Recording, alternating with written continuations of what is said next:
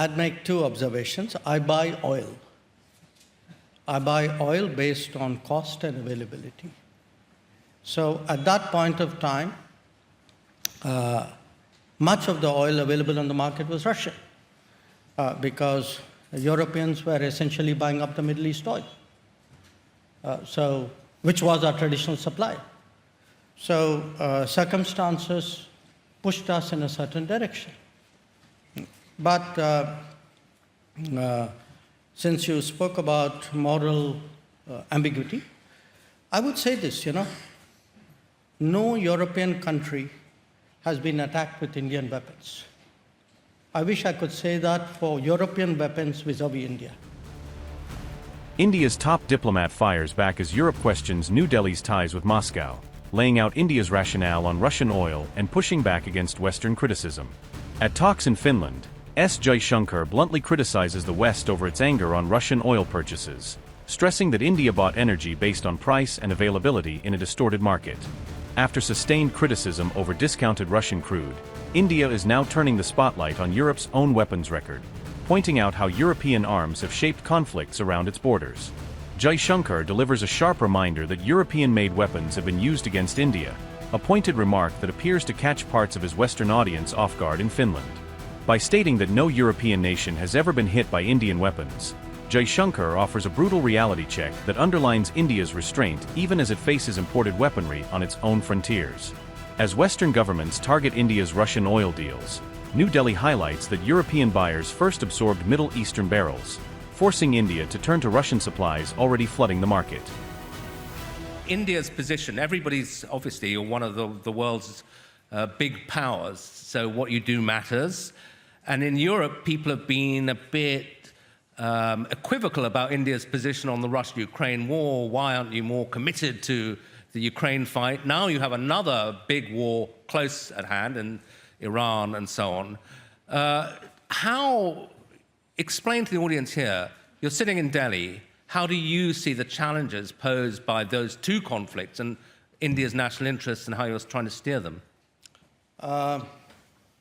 Well, mostly countries are committed to wars they fight and are equivocal about ones which they observe, as a general proposition. Yeah.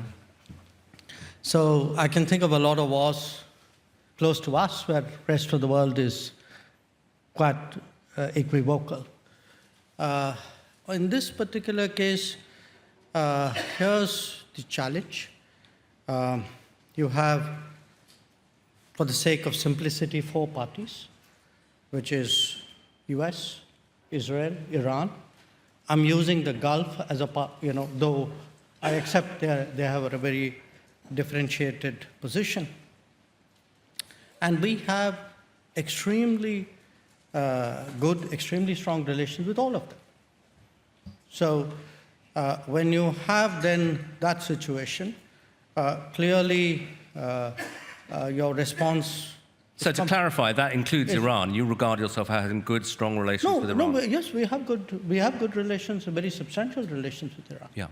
Now, I'm not saying the same. I'm not saying the four relationships are of the same quality. I mean, for example, clearly where the Gulf is concerned, we have 10 million Indians living in the Gulf. The largest number of Indian nationals who live outside India are actually in the UAE. Right. The Gulf countries are our primary energy suppliers. Many of them would be among our top 10 trading partners. I mean, if I use UAE as an example, you have a big community, huge trade, significant energy relationship, and in fact, much more than that, close defense and security relationship as well. So the challenge is in a quadrilateral situation where you have equities, arguably of a different order in each account. How do you manage them while addressing this conflict? Yeah. And they are, And are you feeling the domestic consequences of the war already? Because I think India's been unusually vocal in saying, look, you know, the rising energy prices are driving people into poverty. Yes, because, you know, when you are a low income or a low middle income country, then as indeed happened after the Ukraine war as well, an increase in energy prices hits a low income country much more than it does a middle income or a high income country. And are you just stuck in the role of kind of frustrated observer, or is there much you can do to try to help? Well, I think at this time, much of the world is stuck in the position of a frustrated observer. But a lot of countries are trying to do what they can in this situation. Yeah. So it's not for want of trying. I mean, I'm talking about us alone, but I think, certainly there are not that many countries who would have relations, decent relations with all the parties involved. So clearly, we've sort of reasoned with the countries. We've been in touch with them. We hope very much that, you know, the U.S.-Iran negotiation leads to an early outcome. Yeah. And the continuation of the fighting is creating problems. Yeah, and we're in Finland, so I have to obviously ask you about the Russia-Ukraine war. I think in Europe there was a feeling that India adopted what we would regard as a kind of moral equivalence between the two sides, that you were saying, well, it's a big shame, but, you know, maybe they should stop, but you were too sympathetic towards Russia, too willing to buy oil from Russia.